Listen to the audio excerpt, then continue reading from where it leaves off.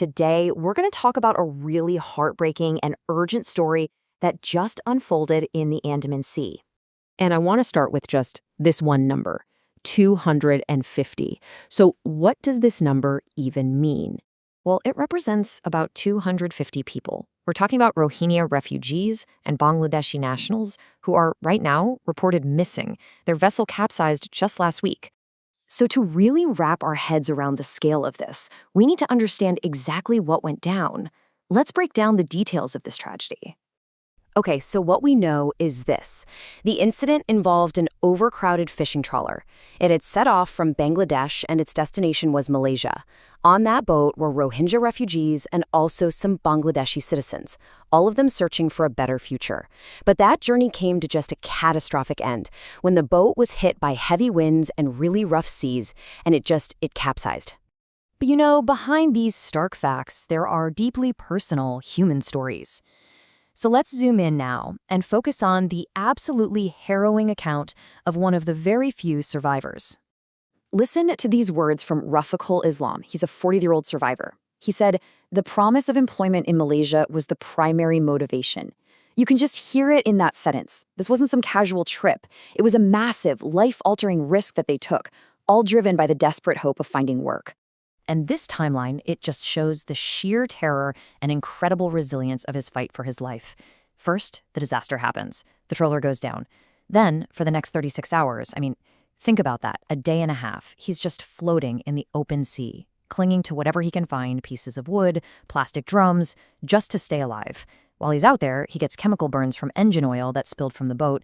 And then, finally, on April 9th, he was spotted and rescued by a local vessel. Just an unbelievable ordeal. Rafiqul's story is one of incredible survival, for sure. But it also forces us to pull the lens back out and really confront the staggering human cost of this one single event. And the numbers, they're just devastating.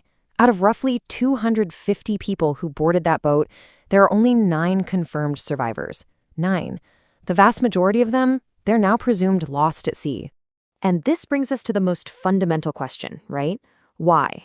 Why would anyone take such a monumental, terrifying risk? What are the conditions that force people to flee, to push for a new life, no matter how dangerous it is? Well, the answer really lies in just desperate conditions. Right now, you've got over 1 million Rohingya people living in these incredibly crowded refugee camps in Bangladesh. At the same time, the humanitarian aid, the money that keeps these camps going, is shrinking. And maybe the worst part, there is no clear, safe way for them to go back to their homes in Myanmar's Rakhine state. They're stuck. So this creates this almost unbearable tension, this conflict between hope and reality. The hope is for a new life, for a job, maybe in a place like Muslim-majority Malaysia. But the brutal, cold reality is that to even have a shot at that hope, they have to cross one of the world's deadliest maritime migration routes. Now, a tragedy of this size, it demands a response. And it has. It's prompted an urgent call to action from the international community, and that call is being led by the United Nations. This response came as a really powerful joint statement from 2 key global bodies, the UN's Refugee Agency, the UNHCR, and its migration agency, the IOM. When these 2 speak together, their voice carries a lot of weight. So what did they say? Well, their statement called for some very specific, concrete actions. First, to urgently address the root causes, the things that are forcing people to flee in the first place. Second, to establish durable, long-term solutions for refugees. And third, to make sure that the funding for that vital humanitarian aid is sustained.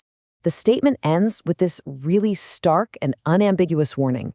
The UN is crystal clear here. Without real action on these fronts, more lives will inevitably be lost. They're not saying it's a possibility. They're forecasting it as a certainty. This tragedy in the Andaman is really a symptom of a much, much larger global crisis. And it leaves all of us with a critical question we really have to consider.